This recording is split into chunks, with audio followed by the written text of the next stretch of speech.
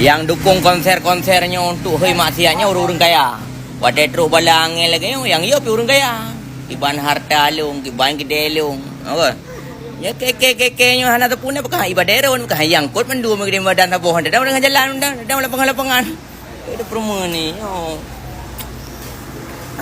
Nah harta ada dia. Kekayaan itu latih pak iman dan ketakwaan kepada Allah gitu. Yang mata lalu lumayan ilmu pun kan yang tak mah you nah. Penting nak iya dari yang buat cinu, tentu lumayan berarti kurang. Punya lagi elongnya thì kurang kekayaan reti. Ana le datang mikir harta ni, elongnya hartanya kau.